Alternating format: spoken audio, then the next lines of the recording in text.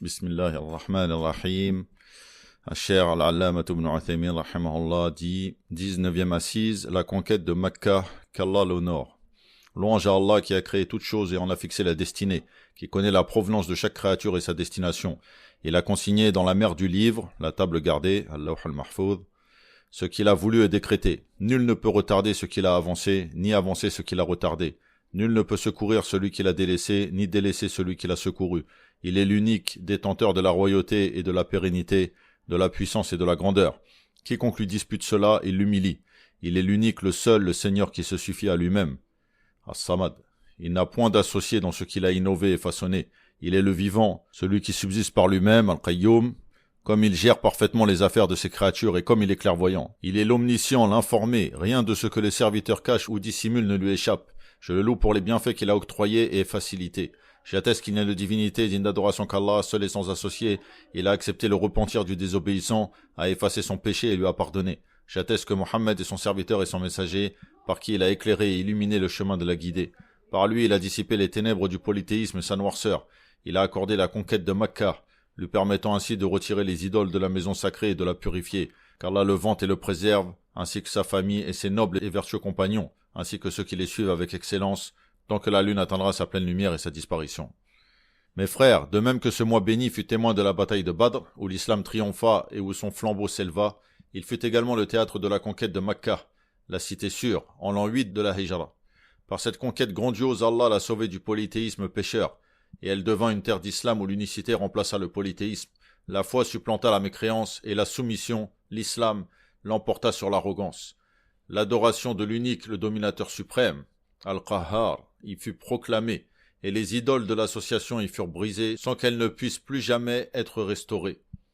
La cause de cette immense conquête fut la suivante. Lorsque le pacte de réconciliation fut conclu à Al-Hudaybiyah, en l'an 6, entre le prophète sallallahu alayhi wa sallam et les Quraysh, il fut stipulé que quiconque souhaitait entrer dans l'alliance du prophète sallallahu alayhi wa sallam pouvait le faire, et que quiconque souhaitait entrer dans l'alliance de Quraysh pouvait le faire. Ainsi la tribu de Khuza'a entra dans l'alliance du prophète sallallahu alayhi wa sallam, tandis que Banu Bakr entrèrent dans celle de Quraysh. Or, il existait entre ces deux tribus des contentieux sanglants datant de la période pré-islamique. Les Banu Bakr profitèrent alors de cette trêve pour lancer un raid contre Khuza'a, alors qu'ils se croyaient en sécurité. Quraysh aida secrètement ses alliés, Banu Bakr, en leur fournissant des hommes et des armes contre Khuza'a, alliés du prophète sallallahu alayhi wa sallam. Un groupe de ces derniers se rendit alors auprès du prophète sallallahu alayhi wa sallam pour l'informer des agissements de Banu Bakr et du soutien que Quraysh leur avait apporté. Quant aux Quraysh, ils furent pris de remords et de crainte, réalisant qu'ils avaient rompu leur pacte par cet acte. Ils envoyèrent alors leur chef Abu Sufyan auprès du messager d'Allah sallallahu alayhi wa sallam afin de raffermir le contrat et d'en prolonger la durée. Il parla de cela au prophète sallallahu alayhi wa sallam, mais celui-ci ne lui rendit aucune réponse. Il sollicita ensuite Abu Bakr et Omar pour qu'ils intercèdent en sa faveur auprès du messager d'Allah sallallahu alayhi wa sallam, mais il ne réussit point. Enfin, il s'adressa à Ali ibn Abi Talib, mais ne connut pas plus de succès. Il lui dit alors: « Que me conseilles-tu, Abul Hassan ?»« Je ne vois rien qui puisse te servir, répondit Ali. Cependant, tu es le chef de Banu Kinana. Lève-toi donc et proclame un pacte de protection entre les gens. » Abu Sufyan dit: « Penses-tu que cela me sera d'une quelconque utilité ?»« Non, par Allah, je ne le pense pas, dit Ali, mais je ne trouve rien d'autre pour toi. » Abu Sufyan s'exécuta puis retourna à Mecca. Les Quraysh lui demandèrent: « Quelle nouvelle apportes-tu » ? « Je suis allé voir Mohammed et je lui ai parlé, mais par Allah, il ne m'a pas répondu. Je suis allé ensuite voir le fils d'Abu Quhafa, c'est-à-dire Abu Bakr, et le fils d'Al-Khattab, Omar. Mais je n'ai rien obtenu de bon. Enfin, je suis allé voir Ali qui m'a suggéré une chose que j'ai faite. J'ai proclamé un pacte de protection entre les gens. Mohammed a-t-il ratifié ça, demandèrent-ils. Non, répondit-il. Ils s'écrièrent alors: malheur à toi, cet homme, c'est-à-dire Ali, s'est joué de toi. Quant au prophète sallallahu alayhi wa sallam, il ordonna à ses compagnons de se préparer au combat. Il les informa de son intention et mobilisa les tribus des alentours en disant: Allahumma khudil akhbar wal uyun an Quraysh hatta nabghataha fi biladiha. Oh Allah, dérobe les informations et les espions en Quraysh afin que nous les surprenions dans leurs terres. Il quitta ensuite Al-Medina à la tête d'environ 10 000 combattants après avoir confié la charge de la ville à Abdullah ibn Maktoum, l'aveugle. Alors qu'il était en chemin, il rencontra Al-Juhfa, son oncle Al-Abbas, qui venait à sa rencontre avec sa famille, ayant embrassé l'islam et accompli la hijra. Puis, en un lieu nommé à l'Abwa, il rencontra son cousin Abu Sufyan ibn al-Harith ibn Abdil Muttalib, ainsi que le fils de sa tante, Abdullah ibn Abi Umayyah.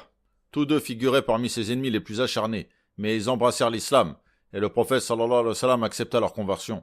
Et il dit d'ailleurs à propos d'Abu Sufyan, « Arju an yakuna khalafan min Hamza » J'espère qu'il sera un successeur à Hamza, qui avait été tué en martyr lors de la bataille de Uhud. Radiyallahu an. Asadullah wa asadu rasuli, le lion d'Allah et le lion de son messager, dans un hadith authentifié par Cheikh Al-Albani. Le Cheikh dit, lorsque le prophète sallallahu alayhi wa sallam atteignit un lieu nommé Marr al-Dhahran, à proximité de Mecca, il ordonna à l'armée d'allumer 10 000 feux. Il plaça Omar ibn Khattab radiyallahu an à la tête de la garde. Al-Abbas monta alors la mule du prophète sallallahu alayhi wa sallam à la recherche de quelqu'un pour avertir Quraysh, afin qu'il sorte à la rencontre du prophète sallallahu alayhi wa sallam pour lui demander la manne, la protection, et ainsi éviter que le combat n'éclate à Mecca, la cité sûre. Le fait que le messager d'Allah sallallahu alayhi wa sallam monte une mule montre sa grande humilité, et le fait qu'il n'est qu'un serviteur d'Allah, car jamais les rois ne montaient une mule. Tandis qu'il avançait, il entendit la voix d'Abu Sufyan ibn Harb dire à Budayl ibn Warqa, « Je n'ai jamais vu de feu comme ceux de cette nuit. » Budayl répondit, « Ce sont les Khuza'a. » Abu Sufyan répliqua, « Les Khuza'a sont moins nombreux et plus humbles que ça. » Al-Abbas reconnut alors la voix d'Abu Sufyan et l'appela.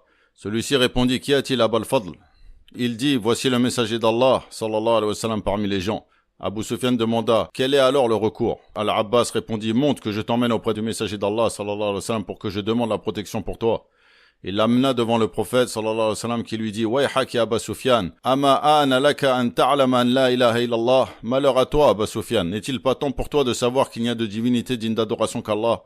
Il répondit, « Je donnerai mon père et ma mère en rançon pour toi. Comme tu es indulgent, généreux et prompt à maintenir les liens de parenté, j'ai certes compris que s'il y avait une autre divinité avec Allah, elle m'aurait été d'une quelconque utilité. » Le prophète sallallahu alayhi wa sallam reprit, « Ama ana laka an ta'lama anni Rasulullah, n'est-il pas temps pour toi de savoir que je suis le messager d'Allah ?» Abu Sufyan hésita un instant. Alors Al-Abbas lui dit, « Malheur à toi, convertis-toi. » Il embrassa alors l'islam et prononça le témoignage de vérité. Puis le prophète sallallahu alayhi wa sallam ordonna à Al-Abbas de poster Abu Sufyan à l'endroit le plus étroit de la vallée, au pied de la montagne, afin que les musulmans défilent devant lui. Les tribus passèrent ainsi avec leurs bannières. Chaque fois qu'une tribu passait, Abu Sufyan interrogeait Al-Abbas à son sujet, et celui-ci l'informait. Abu Sufyan disait alors, « Qu'ai-je à faire avec eux ?» Jusqu'à ce qu'arrive un régiment dont on n'avait jamais vu de pareil. Il demanda, « Qui sont ceux-là » Al-Abbas répondit, « Ce sont les Ansar, menés par Sa'd ibn Ubadah, qui portent la bannière. » Lorsque Sa'd arriva à sa hauteur, il s'écria, « Abu Sufyan, aujourd'hui est le jour du grand carnage. Aujourd'hui la Kaaba sera profanée. » Vint ensuite un régiment, le moins nombreux mais le plus illustre. S'y trouvait le messager d'Allah sallallahu alayhi wa sallam et ses compagnons, et sa bannière était portée par Az-Zubayr ibn al-Awwam. Lorsque le messager d'Allah sallallahu alayhi wa sallam passa devant Abu Sufyan, ce dernier l'informa de ce qu'avait dit Sa'd. Le prophète sallallahu alayhi wa sallam dit alors, « Kadaba Sa'd, lakin hada yawmun yu'addimu Allahu fihi al-Ka'bata wa yawmun tuksa fihi al-Ka'ba. » Sa'd s'est trompé. Au contraire, c'est un jour où Allah glorifiera la Kaaba et un jour où la Kaaba sera habillée. Rapporté par Al-Bukhari à partir du passage, puis le prophète sallallahu alayhi wa sallam ordonna à Al-Abbas. Sa parole au sujet de la Kaaba qui est habillée, car ils avaient l'habitude de la revêtir en un jour semblable. En effet, le prophète sallallahu alayhi wa sallam n'était pas venu pour l'occuper ou pour se venger de ses habitants, mais son unique but était de faire triompher la religion d'Allah et d'honorer ses habitants par l'islam. Le cheikh dit ensuite, puis le messager d'Allah sallallahu alayhi wa sallam ordonna que la bannière soit retirée à Sa'd pour être remise à son fils Qais. Il considéra ainsi qu'elle n'était pas tout à fait sortie de la famille de Sa'd puisqu'elle revenait à son fils. Le prophète sallallahu alayhi wa sallam poursuivit sa route et ordonna que sa bannière soit plantée à Al-Hajun. Il entra ensuite à Mecca en conquérant, soutenu et victorieux, la tête baissée par humilité envers Allah, au point que son front touchait presque son bas, tout en récitant « Inna fatahna laka fatham mubina » En vérité, nous t'avons accordé une victoire éclatante. Il répétait ce verset d'une voix mélodieuse. Ça, ce sont les attributs des prophètes et des messagers. L'humilité pour Allah Azza wa Jal. Quant aux kuffars, ils ont l'habitude de rentrer avec orgueil et ostentation. Il dit, le prophète sallallahu alayhi wa sallam plaça Khalid ibn al-Walid sur l'un des flancs de l'armée et Az-Zubayr ibn al-Awwam sur l'autre. Car les armées étaient divisées en plusieurs, en flanc droit et gauche et le qalb, la partie centrale, avec un amir, un dirigeant à chacune des armées. Le cheikh n'a pas cité, mais Khalid ibn al-Walid s'est converti à l'islam entre Sulh al-Hudaybiyah et Fath Mecca, en allant à Al-Medina, et il s'est converti devant le prophète sallallahu alayhi wa sallam. Donc c'était un nouveau musulman, mais le prophète sallallahu alayhi wa sallam lui a confié cette responsabilité car c'était un guerrier et c'était un grand tacticien. Et il le nommera après ça Sayf min suyufillah, une des épées d'Allah. Donc il est surnommé l'épée d'Allah, radiyallahu anhu. Et avec tous les combats qu'il a fait pour l'islam au cours de sa vie, il est mort paisiblement dans son lit. Puis le prophète sallallahu alayhi wa sallam déclara: Man dakhala al-masjida fahuwa amin, wa man dakhala dara Abi Sufyan fahuwa amin, wa man dakhala baytahu wa aghlaqa babahu fahuwa amin. Quiconque entre dans le masjid, c'est-à-dire le masjid al-haram, est en sécurité. Quiconque entre dans la demeure d'Abu Sufyan est en sécurité. Quiconque reste chez lui et ferme sa porte est en sécurité. Le messager d'Allah sallallahu alayhi wa sallam se rendit ensuite au masjid al-haram et fit le tawaf autour de la maison et sur sa monture.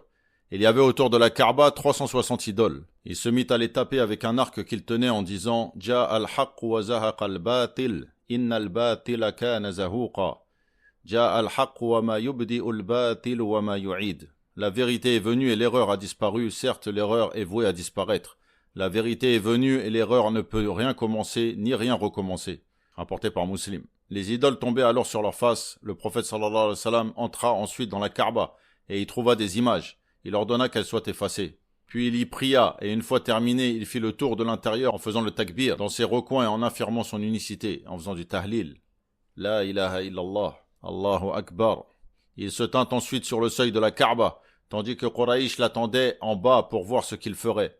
Tenant les deux montants de la porte, il dit: La ilaha illallah wahdahu la sharika lah, lahul mulku wa lahul hamd, wa huwa ala kulli shay'in qadir, sadaqa wa'dah, wa nasara abdah, wa hazama al-ahzaba wahdah. Ya ma'shara Quraysh, inna Allah qad adhaba ankum nakhwat al-jahiliyyah, wa ta'addumaha bil-aba. An-nasu min Adam, wa Adamu min turab. Il n'y a de divinité digne d'adoration qu'Allah seul et sans associé. À lui la royauté et à lui la louange, il est capable de toutes choses. Il a tenu sa promesse, secouru son serviteur et mis en déroute les coalisés à lui seul. Ô peuple de Quraïsh, Allah a certes banni de vous l'arrogance de l'ère pré-islamique et leur glorification des ancêtres. Les hommes descendent d'Adam et Adam a été créé de terre. Puis il récita: Ya ayyuhan nasu inna khalaqnakum min dhakarin wa untha wa ja'alnakum shu'uban wa qaba'ila lita'arafu. Inna akramakum 'inda Allahi yatqakum. Inna Allaha alimun khabir. Ô hommes, nous vous avons créé d'un mâle et d'une femelle, et nous avons fait de vous des nations et des tribus, pour que vous vous entreconnaissiez. Le plus noble d'entre vous auprès d'Allah est le plus pieux. Allah est certes omniscient et grand connaisseur. Il reprit: Ô peuple de Quraïsh, que pensez-vous que je vais faire de vous? Du bien, répondirent-ils. Tu es un frère généreux, fils d'un frère généreux. Il dit alors: je vous dis ce que Ya'qub a dit à ses frères. La tathriba alaykum al-yawma yaghfirullahu lakum wa huwa arhamur rahimin. Pas de réprobation contre vous en ce jour, qu'Allah vous pardonne, car il est le plus miséricordieux des miséricordieux. Idhabu fa antum at-tulaqa. Partez car vous êtes libres. At-tulaqa. Le Cheikh dit: ce récit, depuis son discours au seuil de la Kaaba, est tiré de Zad al-Ma'ad et d'autres ouvrages de Sira, Zad al-Ma'ad ibn Qayyim. Le terme at-tulaqa, pluriel de taliq, désigne les membres de Quraïsh et leurs partisans à qui le prophète sallallahu alayhi wa sallam a fait grâce le jour de la conquête de Mecca. L'imam al-Albani rahimahullah a affaibli cette parole. Idhabu wa antum at-tulaqa. Partez car vous êtes libres. Le fait qu'il les ait appelés at-tulaqa, même si l'appellation at-tulaqa est établie dans le Sahih lors du hadith de la bataille de Hunayn. Anas ibn Malik cite at-tulaqa. Sulaym dit également at-tulaqa. Mais il y a de la faiblesse dans le fait que le prophète sallallahu alayhi wa sallam l'ait dit à ce moment-là. Wallahu ta'ala a'lam. Le Cheikh dit ensuite: au deuxième jour de la conquête, le prophète sallallahu alayhi wa sallam se leva pour s'adresser aux gens.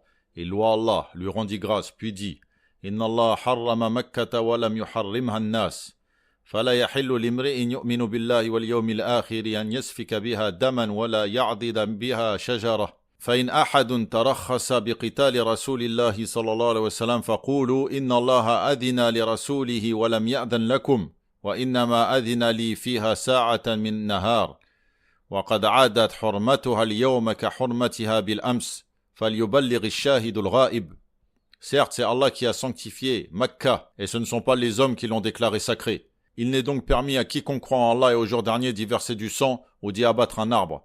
Si quelqu'un invoque comme permission le combat du messager d'Allah, sallallahu alayhi wa sallam, dites-lui: Allah l'a permis à son messager, mais ne vous l'a pas permis. Elle ne m'a été rendue licite qu'un moment du jour, et sa sacralité est redevenue aujourd'hui ce qu'elle était hier. que celui qui est présent transmette donc à celui qui est absent. Rapporté par Al-Bukhari. Ce moment durant lequel elle fut rendue licite au prophète sallallahu alayhi wa sallam s'étendit de l'aurore jusqu'à la prière du Asr le jour de la conquête. Le cheikh dit ensuite le prophète sallallahu alayhi wa sallam séjourna 19 jours à Mecca en raccourcissant ses prières. Il était musafir, voyageur. Et il ne jeûna pas le reste du mois. Car on rappelle, il était en Ramadan. Rapporté par Al-Bukhari en plusieurs passages. Car il n'avait pas l'intention d'interrompre son voyage. Il y demeura ainsi pour consolider l'unicité, les piliers de l'islam, affermir la foi et recevoir le serment d'allégeance des gens. Car tous les Arabes, qui n'étaient pas rentrés dans l'islam, attendaient de voir ce qui se passe avec Mecca. Donc lorsque Mecca est rentré dans l'islam, le reste des Arabes a suivi. Et donc il enseignait la foi, lui et ses compagnons, aux nouveaux convertis à l'islam. Il est rapporté dans le Sahih d'après Mujashir qui dit « Je suis venu voir le prophète sallallahu alayhi wa sallam avec mon frère après la conquête pour qu'il lui prête serment d'allégeance pour la hijra. Le prophète sallallahu alayhi wa sallam dit alors « ذهب أهل الهجرة بما فيها ولكن نبايعه على الإسلام والإيمان والجهاد » Les gens de l'immigration ont déjà emporté le mérite qui lui est lié, mais je reçois son serment d'allégeance pour l'islam, la foi et le djihad. La hijra de Mecca prit fin avec la conquête de Mecca, qui devint une terre d'islam, et donc il n'y avait plus à émigrer d'elle. Mais la hijra reste jusqu'au jour du jugement, des terres de mécréance jusqu'aux terres d'islam. Le cheikh dit, c'est par cette victoire éclatante que le secours d'Allah fut parachevé, et que les gens entrèrent en masse dans la religion d'Allah. La cité d'Allah redevint une terre d'islam où furent proclamées l'unicité d'Allah, la véracité de son messager, sallallahu alayhi wa sallam, et la souveraineté de son livre. La prééminence y revint aux musulmans, tandis que le polythéisme fut mis en déroute et ses ténèbres dissipées.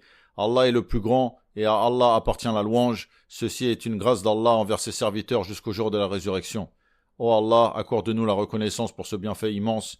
Accorde la victoire à la communauté islamique en tout temps et en tout lieu. Pardonne-nous ainsi qu'à nos parents et à l'ensemble des musulmans par ta miséricorde, ô toi le plus miséricordieux des miséricordieux, et qu'Allah vante et préserve notre prophète Mohammed, sa famille et tous ses compagnons. Alhamdulillah.